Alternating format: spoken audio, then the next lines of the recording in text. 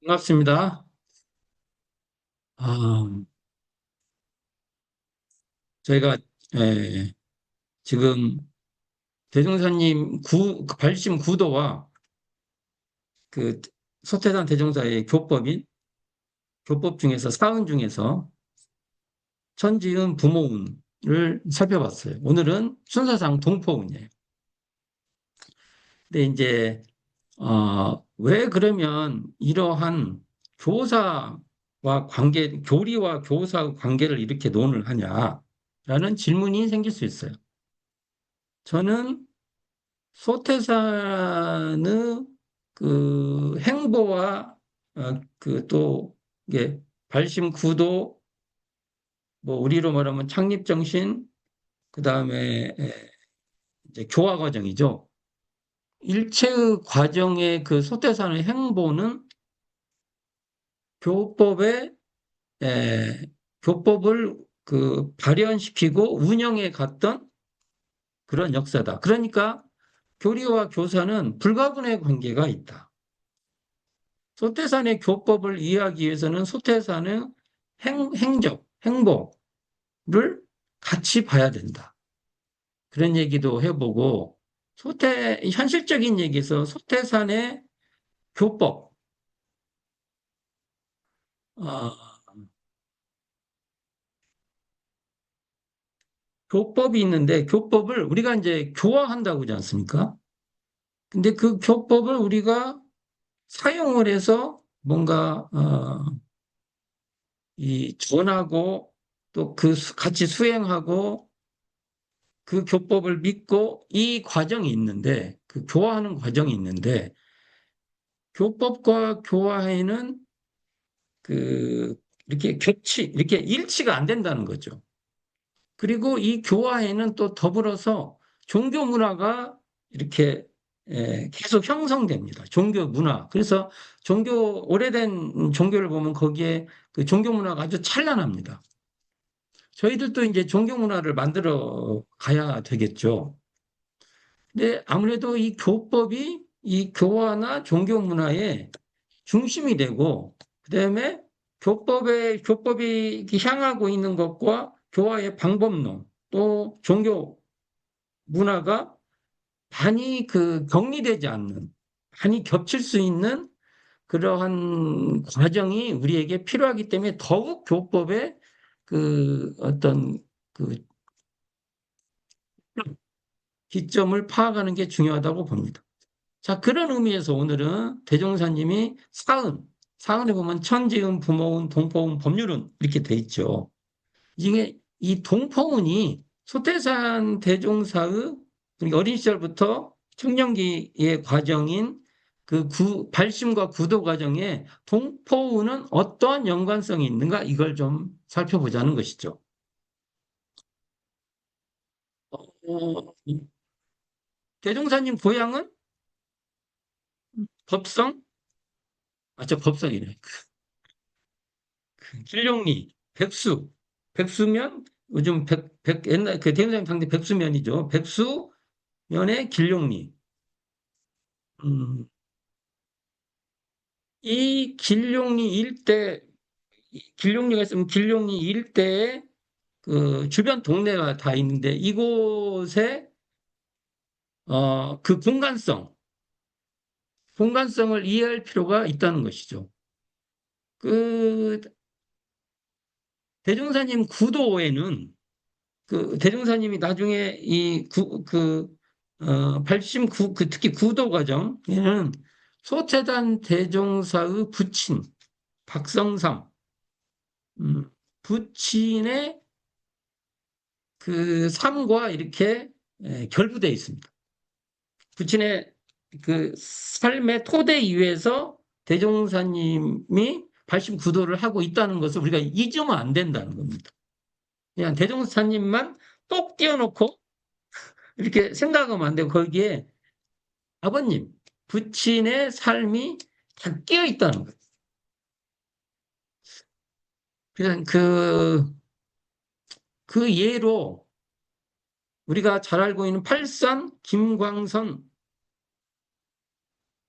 선지님 얘기를 하죠. 근데 팔산 김광선 선지님은 대종사님 부친인 박성섭과도 아주 그 어찌 보면 또 아버지하고 친구 사이로 볼 수 있는 관계입니다. 이제 대종사님께서 그 우리가 어, 대종경 선회록에 보면 그 과정 얘기가 나와요. 구도했던 과정이 가지고 구도 열이가 아주 불타오르셔요. 그리고 구도 열이 이렇게 나와요. 열이가 뭐래요? 뜨거운 그 의지가 있지 않습니까? 우리가 그 교화자에게 의지가 있어야 된다. 열의가 있어야 된다. 열의가 식어버리면 안 된다. 뭐 이런 얘기를 하는데. 근데 하여간 그렇게 했는데 특히 겨울철에 엄동설 안에 천방에도 기거하시고 근데 대무사님께서 이 일을, 이 의심, 이 본인이 해결하려고 하는 이 의심을 어떻게 해결할까? 이 일을 어찌할꼬? 이 일을 어찌할꼬? 이 문제는 대무사님이 발심한 이렇게 의심을 품은 이 문제를 어떻게 알아낼까, 해결할까, 그런 내용이죠. 그래가지고 대무사님이 구도과정엔 장발이었어요, 장발. 그래서 그림을 그리면 대종사님 구도과정은 장발을 이렇게, 장발을. 그렇게 기록이 돼 있어요. 장발, 장발이고 수염도 우리가 어느 정도 되면 수염이 이렇게 길잖아요, 이렇게. 그래서 그 겨울철에 이렇게 우리가 이 난방이 안 되면 그 호흡 이렇게 하면은 이게 얼잖아요. 이렇게 얼어붙고 그런 그림이 하나 있어야 된다고 봐요. 왜냐면 기록상에 그렇게 돼 있어요. 근데 그런 그림이 없어요. 그리고 우리는 이제 아까 제가 문화 얘기했잖아요. 문화하면 이런 이런 것에 이 기록에 의해서 그렇게 하나하나 그 그림 하나 그려질 만한데 안 그려진 거 보면 모르시는 것 같아요. 기록을. 그러니까 그 선회록에 그런 기록이 나옵니다. 그리고 수족, 손발이 우리가 어린 시절에 우리 막 터져갖고 터지면 이렇게 살이 이렇게 터지잖아요. 그게 대종사님도 구도가 손발이 막 터지고 그러셨죠. 이게 그런 모습도 그릴 필요가 있는데 그래 그 어려운 속에서도 구도의 열정, 열성, 우리가 교화에 열의가 있고 교화에 열성이 있어야 되는 것 같이 그렇게 있었다. 이런 얘기가 나오죠. 그래가지고 김광선 선지님이 아들, 우리가 알고 있는 아드님, 음, 형산 김홍철, 팔사님 아드님한테 시켜가지고 이렇게 아침에 이렇게 밥 한 그릇, 이게 조밥이랄 때 조로 생긴 밥을 갖다 드리면 그것을 두 대로 나눠 가지고 소금 소금구에 말아 드셨다. 소금을 드셨다는 건 굉장히 어, 영양학적으로도 괜찮았던 것 같습니다. 소금이 그래도 이렇게 섭취가 된다는 것은 굉장히 옛날에 간장이 중요한 거였잖아요. 간장 이렇게. 음. 뭐 이런 이야기 나오는데 왜 여기서 제가 김광선 선생님 얘기를 하냐면 대종사님은 평생 팔산 김광선 선생님에게 고마운 마음을 갖고 계셨다는 거죠. 자, 이제 그러니까 나중에 또 이제 팔사님이 제자가 돼갖고 대종사님을 했던 행보 뭐 이런 것도 있지만 일단은 그 전에 그 대각 전에 과정에 팔사님은 정말 대종사님한테 굉장한 그 깊은 인연 관계라는 거예요. 호영 호재 할 정도의 관계죠. 그리고 우리가 지금 그 천정리 길룡리 앞동네가 천정리잖아요. 거기에 광문범이라는 사람도 양식을 몰래 갖다 줍니다. 그런 이야기가 있어요. 근데 아마 이런 광문범, 팔산 김광선 이런 선진님들, 이런 분들이 다 대종사님 부친인 박성삼에게 도움도 받고 인간적으로 고마움이 많았던 분이라고 저는 봅니다. 단순히 그냥 대종사님을 보고 한 게 아니에요. 대종사님 부친과의 어떤 끈끈한 그 서로 특히 그 대종사님 부친께 도움을 받았던 분들이라고 추정이 됩니다. 또 우리가 알고 있는 이순순, 이인명이라고 하죠. 이분도 천정리에 살으세요. 이분도, 어느 때 막 비가 막 많이 오니까 지금 대각터, 지금 노루목에 있는 초가삼간이 걱정이 된 거예요. 왜냐면 그게 이제 지붕이 무너지는, 1년에 한 번씩 이렇게 안 갈면은 아마 2년도 가기 힘들었나 봐요. 초가집 구조는. 그러니까 그것이 갑자기 그게 이제 그런 상태를 아셨던 것 같아요. 이게 비바람이 막 치니까 걱정이 돼갖고 와가지고 지붕에 에, 나래가 날아가 버리니까 그것을 이렇게 손을 봐주는 고친 이것도 대중의 부친과 연관이 있을 겁니다.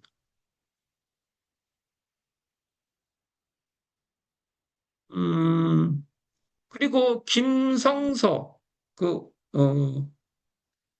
이분은 사타원 이원화를 양녀로 삼으신 분인데 음, 이분도 대종사님을 그 대종사님 그 아버지가 돌아가시니까 사타원님하고 귀영바위에서 주막을 차리도록 하고 또 탈입할 시 나중에 이순순님 이산 이순순님이 탈입할 시를 이렇게 권해요. 부채를 갚은 방법으로. 그때도 그 미천을 대줍니다. 미천. 아니 가는데 아무것도 없이 어떻게 가요? 미천을 대주신데 뭐 기타 등등 여러 대종사님 구도 과정에 좌절이 되고 생활고에 어려움이 있을 때 이웃 동포들의 그 어떤 도움과 협조, 수고로운 도움이죠. 그냥 있어갖고 도와주는 게 아니에요. 이게 당신들도 그렇게 그러지 못할 때 이렇게 도와줍니다. 이런 관계가 있어요. 자, 대종사님의 경험인데 이게 경험이죠, 대종사님. 이런 이웃과의 관계죠. 여기서 제가 지금 좋은 얘기만 했어요. 좋은 얘기만. 동포라고 우리가 이웃은 다 나에게 어, 좋은 관계만 아니에요. 좋은 관계만 있지 않아요. 세상에 어떻게 그런 일이 있어요? 나한테 다 좋은 것만 절대로 없죠. 만일 그런 걸 생각을 하면 우리 머릿속에서 그냥 그리는 거죠. 실제로 대종사님은 그때 영광의 부호 조부자 아들이 이제 빚을 대종사 부친이 빚이 아마 밤에 편의를 많이 봐주다가 그 책임을 이렇게 받았던 것으로 보고 또 대종사님 그 구도에 많이 후원하다 보니까 더 살림이 좀 상한 건데 그래서 그 부채의 압박도 받죠. 어려움이. 뭐 그거 말고도 여러 어려움이 대종사님에게도 있었을 거예요. 그러니까 협조도 받고 압박도 받고 이런 관계성이 있었을 거예요. 근데 이걸 대종사님이 대각을 딱 하셨어요. 대각을 하시고 이러한 내 주변 이웃들과 관계에서 맞은 도움과 또 압박 이런 그게 뭔가 이렇게 읽죠. 냉온탕이 있을 거 아니에요. 냉온탕. 냉온탕의 이 관계를 세계은덕이라고 표현을 합니다. 이건 경축가에서 대각을 하시고 대각한 그 즈음에 쓰신 경축가의 세계운덕이라고 나와요. 이 세계운덕을 나중에 대종사님이 동포운으로 바뀝니다. 동포운. 그러니까 이웃 사람들은 노고와 도움 또는 어, 압박을 동포성으로 표현을 하고 이걸 교리적인 설명으로는 자리이타도로 드러냅니다. 자리이타. 이렇게. 그러면 이걸 한번 음,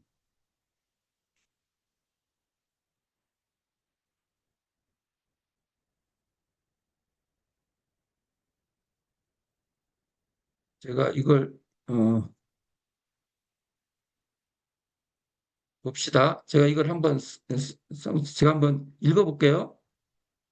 자, 이건 그 이렇게 꺽쇠 이렇게 표시를 한 것은 이해, 내가 이롭다 해롭다는데 너무 묶이지 않고 이걸 조금 이렇게 떨어져서 상황을 보려고 하는 마음이 있다고 하면 대종사님이 대각을 하시고 그렇게 보시는 거예요.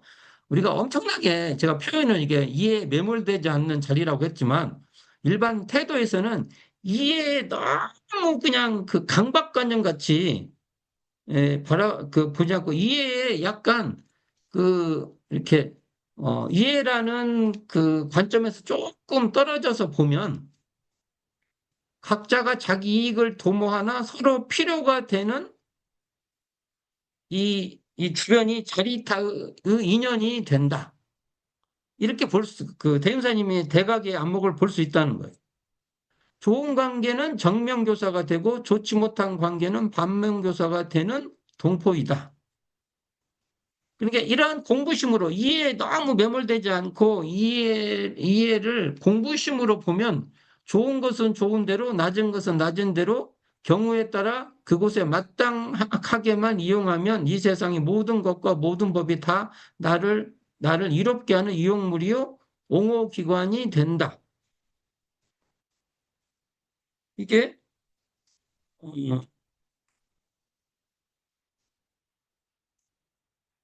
대종경에 나옵니다. 3번. 대종경 불칙품 22장을 그대로 따다가 쓴 거예요. 그러니까 대종경에 이런 표현 있죠. 아까 이런 표현은 단순히 한 게 아니라 정전 동포운의 다른 표현으로 이해해도 되는 말입니다. 이렇게 나오면 좋은 것은 좋은 대로, 낮은 것은 낮은 대로 경우에 따라 그곳에 마땅하게만 이용하면 여기서 이용이라고 하니까 우리가 생각하는 이용이 아니에요. 우리는 이용한다고 뭐 어떻게 어떻게 한 게 아니라 이게 서서히 이렇게 쓴다는 소리예요. 그러니까 대종경의 언어를 내가 생각하는 언어로 이해를 해버리면 잘 안 들어와요. 또 소태사는 이웃동포 인연을 통해서 자리타도를 자각했다. 당신은 구도 과정에서 도움을 받았던 경험뿐만 아니라 여기 중요해요. 뜻대로 되지 않는 시련과 좌절의 인연에서 깨닫고 배우고 이겨내고 극복하고 살아가는 진리의 감각감상을 펼친 것이다. 구도 과정 일체 인연에서 자리타의 도인 동포의 진리성, 동포의 진리성. 우리가 동포라고 하면 내가 생각하는 동포가 아니라 동포를 통해서 드러나는 그 진리성 또는 진리의 동포성을 발견한 것이다. 소태사는 근원적으로 서로 의지가 되고 바탕이 되는 동포의 진리성을 체득하여 드러내었다. 근데 이것과 관계된 그 비유 법설이 장보는 법설이 대종경 교당품 22장에 등장하는데 옹기장수와 옹기를 사러 온 사람의 관계를 통해서 쭉 설명이 되죠. 이걸 한번 읽어보세요. 이건 영산에서 복례정사에 돌아오시어 이때 이 코스를 알아보려고 제가 뭐 여러 걸 했는데 이게 지금 우리가 일반적으로는 줄포장이라고도 보지만 가는 과정으로 보면은 음, 심원장일 가능성도 있습니다.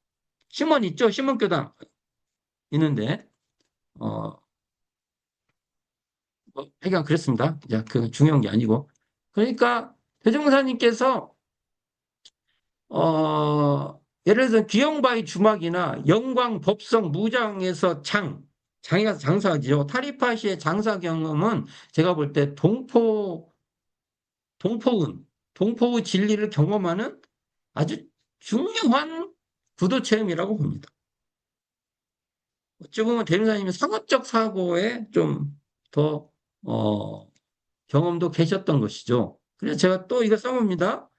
소태사는 이해에 국한되고 물들지 않는, 이렇게 명사적으로 썼지만, 이해에 너무 끌려가지 않고, 이해 속에서도, 어, 해로움도, 막 해로움에 빠져갖고 막 좌절하고 그러지 않고, 해로움에서도 배울 바가 있다. 또 이로움에 너무 빠져갖고 이로움으로 이로움에 의해 가지고 뭐 탕진을 한다든지 그렇지 않고 이로움에서도 공부할 것이 있다. 이러한 안목에서 보면 동포들이 협력 또는 다투고 경쟁할지라도 근원적으로 서로 의지하고 바탕이 되는 관계라고 아, 밝히고 있다는 거죠. 이 옹기장수와 빈재기를 지고 오는 사람 같은 게 서로 자기 이익을 추구하는 가운데 흥정하고 다툴지라도 결국은 자기의 소기의 목적을 나름대로 이뤄간다는 것이 뭐 이런 얘기인데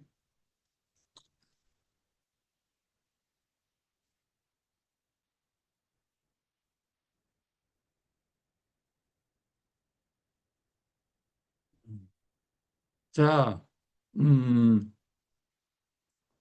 보면 자 그러면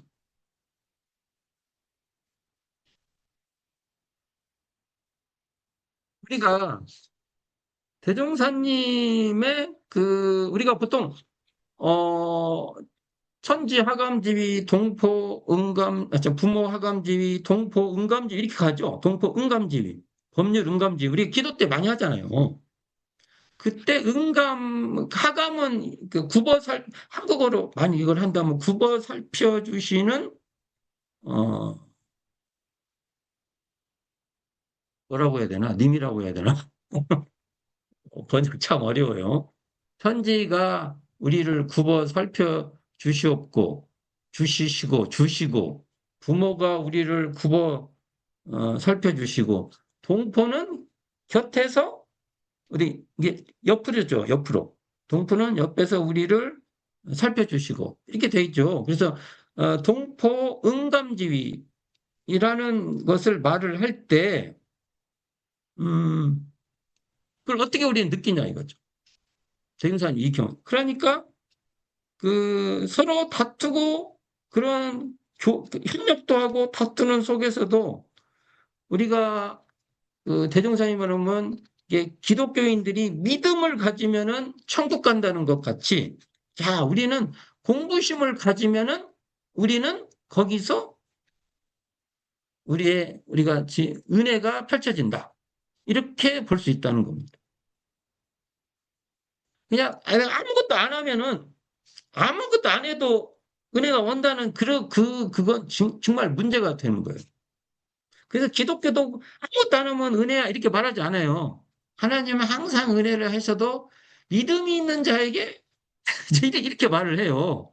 그렇죠? 믿음이 없는 자에도 은혜 그렇게 잘 안 해요. 그럴 때도 있죠. 하나님은 항상 그런다. 그렇지만 구원을 받기 위해서는 어떻게 해야 돼요? 믿음이 있어야 된다. 이렇게 말하듯이 우리도 사은의 은혜를 받는다 할 때 우리가 동부심이 있는 자에게 은혜가 간다. 이렇게 가는 겁니다. 왜냐하면 대무사님 삶이 그래요. 당신이 이 일을 장치 어찌할꼬 이걸 하다가 보니까 이 공무심을 가지고 계속 보다가 보니까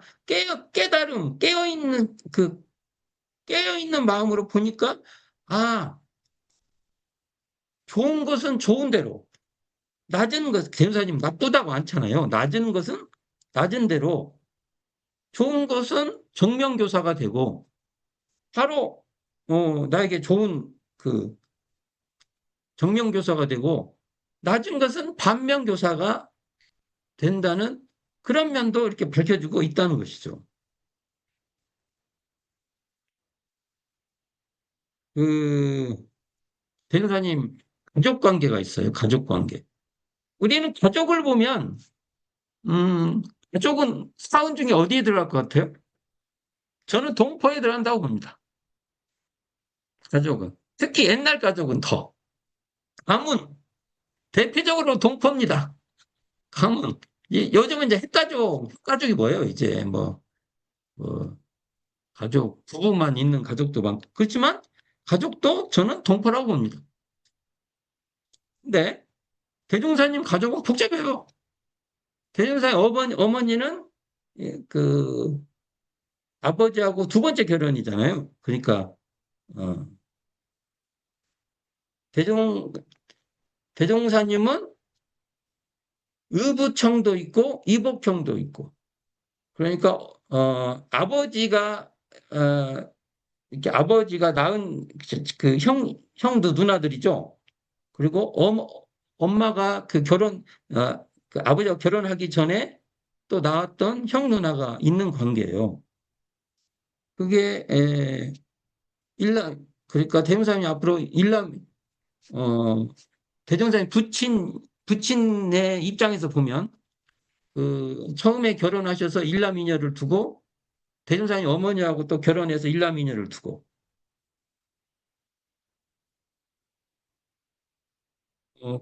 그게 맞을 거예요. 그랬을 때 어, 그리고 재밌는 것은 대종사님이 교화를 할 때 그 저축 조합하고 방공공사 할 때 수습잖아요. 수습. 살 때 그 그냥 그러니까 이복형이죠. 이복형. 아버지는 같은데 어머니가 다른. 그냥 군옥. 이분은 대종사님이 열반하셨을 때 상주로 와서 우리 가족 그 사진에 이렇게 계세요. 그냥은 저축 조합할 때 목탄 구입과 운반책 같은 거 합니다. 목탄을 이렇게 사오셔가지고 어, 그런 일도 하는데 그다음에 의붓청. 이게 엄마가 아버지하고 결혼할 때 전에 결혼하셔가지고 나셨던 의붓청 김정집이라는 분이 있었는데 이분은 지금 삼겹제에 가는 구호동 뒷산에서 수술 굽고 살아서 그 목탄을 제공해요. 이거 보면은요, 대종사님이 가족 관계에서 이분들에게 손해가 안 되게끔 해줬다고 볼 수 있습니다. 손해가 났으면 이렇게 안 해요. 이렇게 제공을 다 해주는데 이제 이런 분들이 이런 가족 관계가 어찌 보면은 역기능적이고 뭐 복잡한 이 관계가 서로 막다 문제가 되고 그럴 수 있잖아요. 근데 이걸 대종사님이 대각을 해서 이것을 이 가족들을 동포운의 관점으로 저는 봤다고 봅니다. 동포운의 관점으로 봤다는 것은 나도 이렇고 상, 상대방도 이로운 관계로 접근하셨다는 거예요. 동포운의 핵심이죠. 어, 우리가 이 동포문을 보면 이렇게 돼 있어요. 앞에 그 과정도 동포 피은의 강령을 보면은 뭐, 동포 이렇게 돼 있죠. 뭐 사람, 금수, 초목이 없어서 어떻게 살 수 있냐 이렇게 나오지만 그래서 그런 동포의 공급이 없으면 살 수 없다고 나오지만 뒤에 대범 이게 중요해요. 이그 사원장에서 이 그 규범 그 정의 중에 대범이 중요해요. 대범해서 나오는 거죠. 이 세상은 산업공상의 네 가지 생활 강령이 있고 사람들은 그 강령 직업하에서 활동하여 각자의 소득으로 천만 물질을 서로 교환할 때 오직 자리타로서 서로 동의되고 피은이 되었나니라. 어, 은혜를 입었다. 근데 이 은혜는 피은, 은혜를 입었다. 이 은혜는, 우리가 공부심을 가지고, 그, 깨어있는 마음으로 공부심을 가질 때 펼쳐지는 은혜입니다. 한이 있는다고 되는, 기독교에서 믿음을 갖지 않으면 저 천국에 못 간다. 그 버전을 얘기하면 우리가 공부심이 없으면 뭔가 이렇게 공부하려는 마음이 없으면 이 은혜의 세계에 진입이 안 된다. 이게 피은이 안 된다. 이렇게 볼 수 있습니다. 제가 오늘 그, 어, 사은의 동포은에 대해서, 얘기를 해 봤는데요. 이 대종사님의 동포은도 대종사님의 구도 과정에서 이웃들과의 관계에서 그 뭐라 볼까? 좋은 건 좋은 대로 안 좋은 일은 별로 안 써져 있어요. 왜 안 좋은 일이 안 써져 없겠어요. 대표적으로 이제 그 빚갚아라고 하는 그것도 있고 대종사 입장에서는 억울한 그건 아버지 일은 아버지 일이고 왜 자식이 그것을 그리고 또 그런 것도 있죠. 분명히 이것은 아버지 빚이 아니었을 것이 다 알 거예요. 누가 갚아야 될 빚이야. 만일 예를 들어서 근데 대신 내가 갚아야 돼. 억울하죠.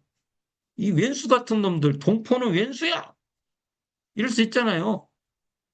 왜 왼수가 안 돼요? 그리고 어디 가서 장사를 갔는데 그 대종사님이 이거 그 장사를 잘 못해갖고 아마 그 뭐죠? 그 불리는 걸 뭐라고 해요? 그 장사를 잘 못해가지고 뭔가 그런 일도 많이 있을 거예요. 대종사님